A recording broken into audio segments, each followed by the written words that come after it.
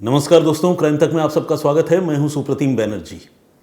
आज की कहानी महाराष्ट्र के एक बेहद अहम शहर पुणे से है और रीसेंट इंसिडेंट है। अब से कुछ रोज़ पहले की ये घटना है। पुणे में एक जगह है जिसे कहते हैं वडगांव शेरी, और इस वडगांव शेरी में एक और स्मॉल लोकेलिटी है जिसका नाम है राजश्री नगर। तो इस राजश्री नगर लोकेलिटी में एक महिला अपनी बेटी के साथ रहती थी। घर में दो ही लोग थे और महिला के जो पति हैं उनका निधन अब से कोई 2 साल पहले हो गया था। अचानक एक रोज़ उन्हें कार्डियक अरेस्ट हुआ, हृदय गति रुक गई उनकी और उनकी जान चली गई। तब से जो महिला है वो अपनी बेटी के साथ अकेली रहती थी इसी राजश्री नगर में।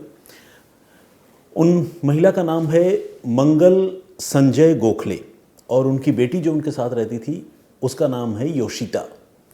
तो मंगल संजय गोखले और योशिता की ज़िंदगी जो है वो ठीक चल रही थी। हालांकि कुछ दिक्कतें तो थी, क्योंकि मंगल जो है वो सिंगल मदर थी और उसके ऊपर अपनी जवान बेटी की देखभाल और उसकी ज़रूरतों को पूरा करने की बड़ी जिम्मेदारी थी। तो चल रहे थे, दिन गुजर रहे थे, सब ठीक ही था। असल में ये योशिता जो है उसने 11वीं तक की पढ़ाई की थी, लेकिन उसके बाद घर के हालात कुछ ऐसे बने और ख़ुद उसकी जो इच्छा थी वो भी शायद थोड़ी कम थी, तो उसने 11वीं के बाद पढ़ाई नहीं की। यानी एक तरह से देखा जाए तो ये लड़की जो है स्कूल ड्रॉप आउट थी। अभी 1 अप्रैल को इस परिवार में एक बहुत दुखद घटना हुई। हुआ ये कि मंगल संजय गोखले सुबह के वक्त वॉशरूम में गई और वहाँ जाने के बाद उनका पाँव फिसल गया तो वो बहुत ज़ोर से बाथरूम में गिरी और उनके सिर में चोट लगी।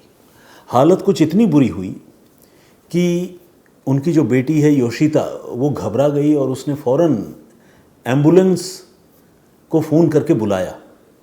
1 अप्रैल की मैं ये आपको बात बता रहा हूँ। एम्बुलेंस वाले आए और उन्होंने देखा कि वाकई जो महिला हैं योशिता की माँ मंगल संजय गोखले, उनके सिर में चोट लगी है और वाकई वो अर्धमूर्छित वाली स्थिति में है। तो फ़ौरन एम्बुलेंस वालों ने भी मदद की और इनको उठाकर योशिता जो है हॉस्पिटल लेकर गई। और साथ में योशिता का एक कज़न भी था जिसे योशिता ने फ़ोन करके इस घटना के फ़ौरन बाद बुलाया था। इनफैक्ट वो कज़न अभी पिछले कुछ दिनों से योशिता के साथ था, लेकिन जिस समय अनफॉर्चुनेटली ये इंसिडेंट हुआ उस समय वो कज़न जो है बाहर गया हुआ था। लेकिन जब घटना हो गई, माँ गिर गई बाथरूम में, तो फिर योशिता ने अपने कज़न को भी फ़ोन किया और कज़न भी भागा आया और जो पैरामेडिक्स हैं वो आए और इन सारे लोगों की मदद से मंगल संजय गोखले को हॉस्पिटल पहुंचाया गया और मुंबई के ससून अस्पताल में डॉक्टरों ने उनको अटेंड किया। मगर डॉक्टरों ने उनको अटेंड करने के तुरंत बाद जो है अपने हाथ खड़े कर दिए और कहा कि मंगल गोखले जो है वो बची नहीं है, वो इस दुनिया में नहीं है। ये सुनते ही योशिता पर दुखों का पहाड़ टूट पड़ा। कोई भी लड़की जिसका पिता न हो, माँ अकेली हो और वो माँ भी अचानक इस तरह से अनफॉर्चुनेट इंसिडेंट में उसकी मृत्यु हो जाए, बाथरूम में गिरने से मौत हो जाए। और जिस तरह से ये लड़की है, मैंने आपको बताया कि 11 का क्लास तक पढ़कर वो ड्रॉप आउट थी, तो बमुश्किल योशिता की उम्र जो है 18 साल की रही होगी, 18 या 19 की हार्डली। तो एक इतने कम उम्र की लड़की का मम्मी पापा दोनों चला जाना, आप समझ सकते हैं कि उसके लिए कितना बड़ा झटका ये रहा होगा। तो वो बहुत दुखी थी। नाते रिश्तेदार परिवार के लोग आए ज़रूर, लेकिन योशिता को संभाल पाना बहुत मुश्किल हो रहा था। लेकिन चूँकि ये एक एक्सीडेंटल डेथ था, बेशक घर में ये एक्सीडेंट हुआ हो, तो जो हॉस्पिटल के डॉक्टर्स हैं उन्होंने इसके बारे में पुलिस को भी इन्फॉर्म किया, क्योंकि इस तरह के अननेचुरल डेथ्स में आमतौर पर पुलिस जो है वो अननेचुरल डेथ का ही एक केस रजिस्टर करती है और इस तरह के केसेस को मेडिको लीगल केसेस का नाम दिया जाता है। तो चूंकि ये एक मेडिको लीगल केस था, तो ससून हॉस्पिटल के डॉक्टर्स ने चंदन नगर पुलिस को इसके बारे में इन्फॉर्म किया और पुलिस की टीम आई।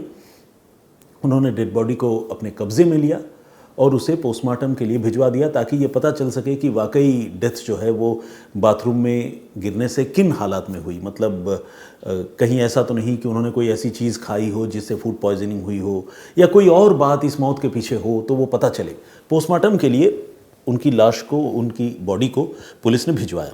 इस बीच जो डॉक्टर पोस्टमार्टम कर रहे थे उन्होंने पुलिस वालों को ये इन्फॉर्म किया कि ये मामला हेड इंजरी का तो है और जो महिला है मंगल गोखले, उसके सिर में चोट लगी है, लेकिन चोट को देखने से ये पक्के तौर पर कहना थोड़ा मुश्किल है कि ये चोट जो है वाकई बाथरूम में गिरने से लगी है या किसी और वजह से लगी है। तो कुल मिलाकर डॉक्टरों ने, पोस्टमार्टम करने वाले डॉक्टरों ने प्राइमा फेसाई, यानी आप समझ लीजिए कि पोस्टमार्टम के पहले या पोस्टमार्टम के शुरुआती लम्हों में ही ये बता दिया था कि ये मामला जो है थोड़ा सा रहस्यमयी है, क्योंकि बाथरूम में गिरने से जिस तरह के चोट आमतौर पर किसी इंसान को लग सकते हैं जिससे उसकी मौत हो जाए, ये चोट उस तरह की नहीं लग रही है। तो खैर ये जो बात थी उसने पुलिस वालों के दिमाग में भी एक खटका सा डाल दिया कि क्या पता इस मौत के पीछे कोई और वजह हो। पुलिस अभी भी मतलब न तो किसी पर शक कर रही थी, ना उसे कुछ समझ में आ रहा था, लेकिन हाँ डॉक्टरों के कहने के बाद उसने सोचना ज़रूर शुरू कर दिया था कि हो सकता है कि ये एक एक्सीडेंटल डेथ न हो जैसा कि बताया जा रहा है। तो खैर अब पुलिस की टीम को जब डॉक्टरों की तरफ से ये हिंट मिली तो पुलिस की टीम पहुंची राजश्री नगर में मंगल गोखले के घर, क्योंकि पुलिस जो है वो घर जाकर एक बार मौके का मुआयना करके ये देखना समझना चाहती थी कि किन हालात में मंगल गोखले बाथरूम में गिरी और उनकी मौत हो गई। तो पुलिस जब घर पहुंची, उसी दिन की बात है, 1 तारीख की, तो पुलिस ने ये देखा कि घर का बाथरूम बिल्कुल नीट एंड क्लीन है और वहाँ खून का कोई एक भी कतरा, एक भी बूंद पुलिस को नज़र नहीं आया। अब कोई महिला अगर बाथरूम में गिरे, उसके सिर पे बहुत ही जिसे कहते हैं ना कि सीवियर इंजरी हो और वहाँ कोई खून एक बूंद ना हो, जबकि चोट जो है उसमें खून के निशान नज़र आ रहे हों, दिख रहे हों, वो इंजरी इस तरह की हो जिससे देखकर कहा जाए कि हाँ सिर फट गया, तो फिर ये बात थोड़ी अजीब सी थी। तो पुलिस ने योशिता से पूछा कि भाई किन हालात में तुम्हारी मम्मी गिरी और एक भी खून की बूंद यहाँ नहीं है, कैसे तुम कह रही हो कि गिरी। तो योशिता का ये कहना था कि मम्मी सो रही थी, उठ के बाथरूम गई, गिरने के बाद उन्हें चोट लगी, चोट लगने के बाद उन्होंने खुद ही सारे अपने जो खून के धब्बे थे उन्हें धोए, साफ़ किया और फिर अपने चोट पर उन्होंने हल्दी की लेप लगाई और फिर वो सो गई।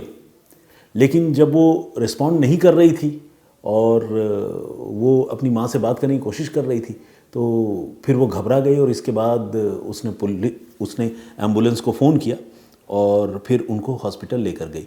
तो योशिता की ये कहानी तो पुलिस को समझ में आई, लेकिन पुलिस को इस सवाल का जवाब भी थोड़ा सा जिसे कहते हैं ना कि बहुत कन्विंसिंग नहीं लगा, क्योंकि जिस महिला को इतनी घातक चोट लगे कि वो बाथरूम में गिर गई और गिरने की वजह से ही उसकी कुछ घंटों बाद मौत हो जाए, वो अपनी चोट से बहने वाले खून को धोने के लिए फिर बाथरूम जाएगी और उसे अच्छी तरह से धो पोंछ करके साफ़ कर देगी, ये बात थोड़ी समझ से परे लगती है। लेकिन चलो, पुलिस को ये बात उस लड़की ने कही थी तो पुलिस को शुरुआती तफ्तीश में ये बात माननी थी। ये मामला ऐसे भी बहुत संवेदनशील था। संवेदनशील इसलिए था क्योंकि एक तो जिस परिवार से पुलिस पूछताछ कर रही थी वो परिवार खुद ही गमों का मारा हुआ था, क्योंकि उस घर में अभी अभी एक महिला की मृत्यु हो गई थी और ऊपर से जिस लड़की से पुलिस पूछताछ कर रही थी वो उसी महिला की बेटी थी, तो वो तो और ज़्यादा दुखी थी और नए उम्र की लड़की थी। तो पुलिस को उससे पूछताछ करने के लिए भी जो है वो सोचना पड़ रहा था और जिसे कहते हैं ना कि एहतियात बहुत ज़्यादा बरतना पड़ रहा था। तो खैर, पुलिस पूछताछ कर भी रही थी और अपने लेवल पर भी जानकारी जुटाने की कोशिश में पुलिस लगी थी और इसी क्रम में पुलिस को एक और नई जानकारी पता चली। पुलिस को ये पता चला कि 1 अप्रैल को एक लड़का सुबह सवेरे अर्ली मॉर्निंग इनके घर भी आया था, गोखले परिवार के यहाँ आया था। अब वो लड़का कौन था और जब ये घटना हुई उस वक्त वो लड़का कहाँ था, उसकी क्या भूमिका थी, पुलिस इसके बारे में पता लगाने की शुरुआत करने लगी और पता चला कि उस लड़के का नाम है यश। यश जो है बेसिकली योशिता का बॉयफ्रेंड है और वो आईआईटी से उसने डिप्लोमा ले रखा है, लेकिन अभी अनएम्प्लॉयड है। और यश जो है कभी कभार योशिता से मिलने उसके घर आया करता था। बाकी उनकी मेल मुलाकात का सिलसिला जो है वो लगातार चलता भी रहा। तो पुलिस ने अब यश के मोबाइल फ़ोन की सीडीआर और योशिता के मोबाइल फ़ोन की सीडीआर, इन दोनों को चेक करना शुरू किया। देखा कि दोनों में फ्रीक्वेंटली बात भी हो रही थी और जिस रोज़ ये घटना हुई उस दिन भी दोनों के बीच बातचीत हुई। तो पुलिस को ये सारी बातें धीरे धीरे पता चलने लगी और इसी बीच पुलिस ने जब और एग्ज़ामिन करना शुरू किया कि योशिता की माँ का सोर्स ऑफ इनकम क्या है, बैंक में कितने रुपए हैं, कहाँ से पैसे आते हैं, कहाँ पैसे खर्च होते हैं, क्या होता है, जब पूरी और जानकारी पुलिस जुटा रही थी तो पुलिस को एक बड़ा शॉकिंग इन्फॉर्मेशन, एक बहुत चौंकाने वाली जानकारी मिली। वो जानकारी ये थी कि मंगल संजय गोखले का जो बैंक अकाउंट है, यानी योशिता की माँ का जो बैंक अकाउंट है, उस बैंक अकाउंट से तकरीबन 2 लाख रुपए पिछले कुछ दिनों में अलग अलग किश्तों में निकाले गए थे।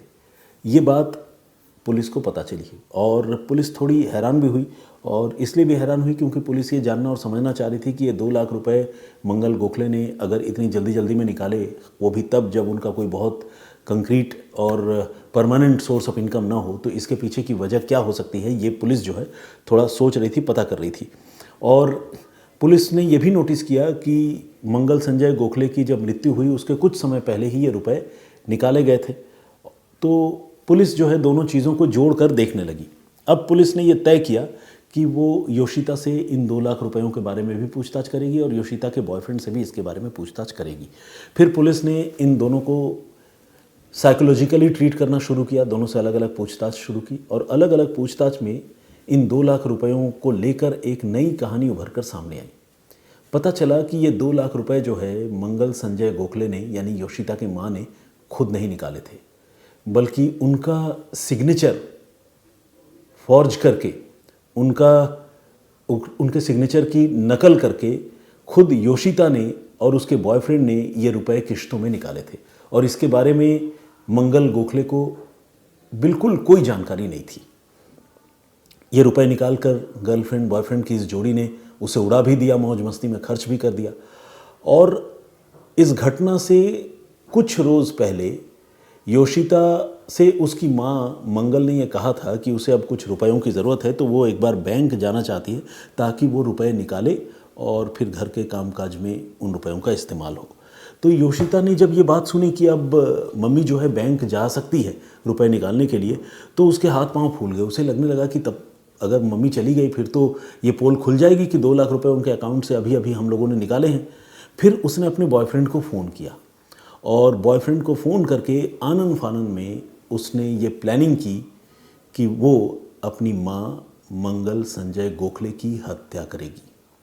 यह अपने आप में बहुत ही डरावना और बहुत ही भयानक सोच थी, लेकिन योशिता ने ये प्लानिंग कर ली थी और उसका बॉयफ्रेंड यश भी इस प्लानिंग में अपनी गर्लफ्रेंड का साथ देने के लिए पूरी तरह राज़ी हो गया था, क्योंकि उसे भी लगता था कि अगर इन 2 लाख रुपयों की चोरी की बात सामने आ गई तो फिर वो भी फंस सकता है, बदनामी होगी, हो सकता है कार्रवाई हो, जेल भी चला जाए। तो वो कुल मिलाकर बहुत डर गया। अब 1 तारीख, जैसा कि मैंने आपको बताया, 1 अप्रैल को, बल्कि उससे पहले 31 मार्च को जो है 30 या 31 मार्च जो है मेरे ख्याल से, हाँ 31 ही है। तो 31 मार्च को योशिता का एक कज़न उनके घर में रहने के लिए आया था और योशिता ने अपने बॉयफ्रेंड यश के साथ मिलकर अपनी माँ को 1 तारीख को ही मारने का फ़ैसला किया। अब कज़न घर में मौजूद था, उसका क्या करते? तो एक सोची समझी प्लानिंग के तहत योशिता के बॉयफ्रेंड यश ने उस कज़न को अचानक कुछ घंटों के लिए घर से दूर कर दिया। हुआ ये कि यश अर्ली मॉर्निंग इनके घर पहुंचा, जैसा कि पुलिस को जांच में पता चला था कि घटना से पहले योशिता का बॉयफ्रेंड भी आया हुआ था। तो यश इनके घर पहुंचा अपनी बाइक लेकर और उसने योशिता के कज़न से कहा कि चलो एक राइड करके आते हैं। योशिता का जो कज़न था वो यश के साथ घूमने जाने के लिए तैयार हो गया, क्योंकि यश योशिता से मिलता जुलता था और उस कज़न को भी योशिता और यश के रिलेशन के बारे में पूरी खबर थी। तो अपनी बहन के बॉयफ्रेंड के साथ वो कज़न जो है जाने के लिए तैयार हो गया। इसके बाद वो उस कज़न को यश जो है दूर तक राइड में लेकर गया और एक पर्टिकुलर पॉइंट पर पुणे शहर में ही उसने उसको कुछ देर के लिए ड्रॉप किया और ये कहते हुए ड्रॉप किया कि तुम यहाँ पर कुछ देर रुको, मैं तुम्हारे लिए खाने पीने की कुछ चीज़ें लेकर आता हूँ। वो कज़न जो है इस बात के लिए राज़ी हो गया और वहाँ उसी पॉइंट पर योशिता के बॉयफ्रेंड यश का इंतज़ार करता रहा। इस बीच यश जो है वो फ़ौरन घर पहुँचा योशिता के पास। योशिता अर्ली मॉर्निंग ही जाग चुकी थी, कज़न भी जाग चुका था, लेकिन योशिता की माँ मंगल संजय गोखले ये सो रही थी। योशिता और यश ने इसी छोटे से टाइम फ्रेम का फ़ायदा उठाकर पहले स्कार्फ से मंगल गोखले का गला घोंटा और गला घोंटने के बाद जो वो तकरीबन जब अचेत हो गई, बेसुध हो गई, तो योशिता ने फ़ौरन एक भारी हथौड़े से अपनी माँ के सिर पर एक के बाद एक कई वार किए और इस वार से उनका स्कल जो है वो पूरी तरह से फ्रैक्चर हो गया और इसी वार से उनकी जान भी चली गई। लेकिन चूंकि अब वो कत्ल कर चुके थे और लाश को ठिकाने लगाना भी एक चुनौती थी और दुनिया को ये बता तो सकते नहीं थे कि हमने कत्ल किया है, तो फिर इसके बाद योशिता ने वो झूठी कहानी अपनी माँ के बाथरूम में गिरने वाली वो गढ़ी और गढ़ने के बाद उसने अपनी कज़न को भी फ़ोन किया, जिसको यश ही कुछ देर के लिए बाहर छोड़ कर आया था, उसे बुलाया। ऑब्वियसली यश को भी बुलाया होगा और एम्बुलेंस वालों को फ़ोन किया और फिर बहुत हड़बड़ाहट में परेशान दिखते हुए वो अपनी माँ को लेकर ससून हॉस्पिटल पहुँची। लेकिन योशिता को ये पहले ही पता था कि उसकी माँ इस दुनिया में नहीं है, क्योंकि उसी ने तो हत्या की थी हथौड़ा मारकर, उसे ये कंफर्म था। और हॉस्पिटल में जब उसकी माँ को ब्रॉड डेड बताया गया तो योशिता ने रोने धोने का पूरा नाटक किया और इस तरह से उसने पुलिस को, अपने तमाम नाते रिश्तेदारों को, जानकारों को छकाने बहकाने की बहुत कोशिश की।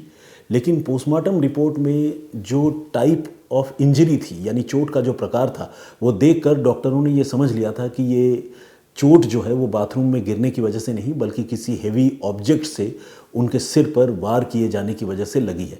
इसके साथ ही कुछ स्ट्रैंगुलेशन मार्क भी वहाँ पोस्टमार्टम करने वाले डॉक्टरों को मिले, क्योंकि इन लोगों ने स्कार्फ से पहले मंगल संजय गोखले का गला घोंटने की कोशिश की थी, अपनी माँ का गला घोंटने की कोशिश की थी योशिता ने। तो ये सारी इंडिकेशंस या सारे प्रूफ्स जब पुलिस को मिले तो फिर पुलिस ने योशिता को कन्फ्रंट किया। योशिता ने अपना जुर्म कबूला और पुलिस ने यश और योशिता इन दोनों को गिरफ्तार कर लिया। यानी एक लड़की को अपनी माँ के कत्ल के जुर्म में पुलिस ने गिरफ्तार कर लिया, और वो भी एक ऐसी सिंगल मदर जो बहुत मुश्किलों से अपनी बेटी की परवरिश कर रही थी, उसे पाल रही थी, उसके हर ज़रूरत का ख्याल रख रही थी। उसने अपने बॉयफ्रेंड के साथ सिर्फ मौज मस्ती करने के लिए अपने ही घर से अपनी माँ के अकाउंट से पहले तो जालसाजी करके 2 लाख रुपए चुराए और फिर अपने इस चोरी को छुपाने के लिए, कहते हैं ना कि एक झूठ को छिपाने के लिए इंसान को 100 झूठ बोलना पड़ता है, अपने इस झूठ को और इस चोरी को छिपाने के लिए यश और योशिता ने फिर मंगल गोखले की हत्या कर दी, यानी योशिता ने अपनी माँ की हत्या कर दी। तो ये थी पूरी कहानी। इस घटनाक्रम पर आप क्या सोचते हैं प्लीज़ कमेंट करके ज़रूर बताइएगा। जो प्रीवियस स्टोरी मैंने आप लोगों को सुनाई थी उसमें हमने आपको बताया था कि किस तरह से मुंबई पुलिस जो है चुनाव के मद्देनज़र एक कॉम्बिंग ऑपरेशन यानी तलाशी अभियान एक पर्टिकुलर इलाके में चला रही थी, और उस तलाशी अभियान को चलाने के दौरान मुंबई पुलिस के हाथों बाई चांस मर्डर का एक ऐसा केस सॉल्व हो गया जिस केस के बारे में खुद पुलिस को पता नहीं था। ये बहुत ही अजीब और चौंकाने वाली कहानी अगर आप जानना, सुनना, समझना चाहते हैं तो क्राइम तक के प्लेलिस्ट में जाकर सुप्रतिम से सुनिए में आप उस कहानी को सुन सकते हैं। उमेश भूइया जी मेरे होम स्टेट झारखंड से हैं, बेंगलुरु में रहते हैं, उन्होंने कमेंट किया है, बहुत बहुत स्वागत आपका। गियर शिफ्टर के नाम से, और एक हमारे दर्शक हैं, पता नहीं उनकी आईडी है ये, तो उन्होंने लिखा है कि great story, happy ending, by the way where is Shams Tahir Khan. देखिए शम्स ताहिर खान साहब तो रात को 9 बजे आप लोगों के सामने हाजिर होते ही हैं और अपनी शानदार कहानियाँ लेकर आते हैं। आप जैसे कुछ दर्शक जो कभी कभार मान लीजिए मुझे भी देख लेते हैं तो वो ये सवाल पूछते हैं कि शम्स सर कहाँ चले गए। वो कहीं नहीं चले गए, वो यहीं हैं और आपको रात को 9 बजे वो देखने को मिलेंगे। मौलाना निसार अहमद साहब ने कमेंट किया है, बहुत बहुत स्वागत आपका, बहुत धन्यवाद आपका। अमित पटोले जी का कमेंट है, चंदन सिंह हैं, देवराज शर्मा जी हैं सिलीगुड़ी से, शशि अग्रवाल ने कमेंट किया है और उन्होंने लिखा है कि कहानी कहने का तरीका बहुत सुंदर है, thank you very much. Bhagwati Chhetri का कमेंट है, फरहाद रिस्की व्लॉग्स के नाम से आईडी है, उन्होंने भी कमेंट किया है। विनय नासवाले जी का कमेंट है, हरपल बिश्नोई इन्होंने लिखा है तो anyway thank you very much. उन्होंने भी कमेंट किया, लेकिन उनका कमेंट जो है थोड़ा सा ह्यूमरस है, थोड़ा हंसी मजाक वाला कमेंट है। सुफियान खान ने भी कमेंट किया है, बहुत बहुत स्वागत आपका। यूजर के नाम से एक आईडी है, उन्होंने कई सारे इमोजीज भेजे हैं, लेकिन नाम जो है उनका डिस्प्ले नहीं हो रहा है। शोभा सिंह का कमेंट है, बहुत धन्यवाद आपका। उन्होंने कहा धन्यवाद सर जी, आपने मेरा नाम लिया, नाम तो लेना ही था। मोहम्मद कयूम ने भी अपनी बात रखी है। राकेश अधिकारी का कमेंट है। विजेंद्र सिंह जी हमारे रेगुलर लिसनर हैं। रेखा भट्ट जी इन्होंने भी कमेंट किया है, बहुत धन्यवाद आपका। रेगुलर लिसनर हमारी, बीच बीच में कमेंट करती हैं। और कलीम गफ़ार गाजी ने कमेंट किया है, उन्होंने लिखा है कि आमी बांग्ला जानी। ठीक है गफ़ार साहब, आमियो बांग्ला जानी। एनीवे प्रवीण बंदे जी का भी कमेंट है। सद्दाम खान है, सुजाता सारा अब्राहम और संगीताज किचन के नाम से एक आईडी है, उन्होंने भी कमेंट किया है। तनु मान जी हमारे रेगुलर लिसनर हैं, वो भी कमेंट करती हैं या करते हैं। मैं मतलब तनु मान जी के मैं मतलब क्लियर नहीं हूँ नाम को सुनकर कि आप मेल हैं या फीमेल हैं, लेकिन खैर जो भी हैं हमारे दर्शक हैं, तो आपका अलग ही इंपॉर्टेंस है। बहुत बहुत स्वागत आपका। उद्रेश बिंद ने भी कमेंट किया, बहुत धन्यवाद आपका। इन्होंने लिखा है सर आप मेरी बातों से नाराज़ हो गए, इसलिए आपने मेरा नाम नहीं लिया, मैं माफ़ी चाहता हूँ। अरे क्या शर्मिंदा कर रहे हैं, ऐसी कौन सी बात आपने कह दी कि मैं नाराज़ हो जाऊँगा। और ऐसा नाराज़ वाराज़ मैं नहीं होता इतनी आसानी से। क्यों नाराज़ हूँ बताइए आप। ऐसी मुझे तो याद भी नहीं आता कि आपने ऐसी कौन सी बुरी बात कही कि मुझे आपसे नाराज़ होना चाहिए, ऐसा कुछ नहीं है। श्याम बहादुर गुप्ता जी ने भी कमेंट किया है। तुषार कुमार का कमेंट है और दीपक हीरा जी इन्होंने भी कमेंट किया। बहुत सारे और भी लोगों ने कमेंट किया है। सारे लोगों के नाम और कमेंट्स जो है एक साथ एक दिन में पढ़ना संभव नहीं है। आपसे गुजारिश है कि कमेंट करते रहिए। और आज जो स्टोरी मैंने आप लोगों को सुनाई है उस पर भी अपनी राय, अपना पॉइंट ऑफ व्यू ज़रूर दीजिएगा। मुझे आपके कमेंट्स का इंतज़ार रहता है। हर कमेंट पर्सनली पढ़ता हूँ। फिलहाल मुझे इजाज़त दीजिए। अपना बहुत ख्याल रखिए, सुरक्षित रहिए। जय हिंद, जय भारत।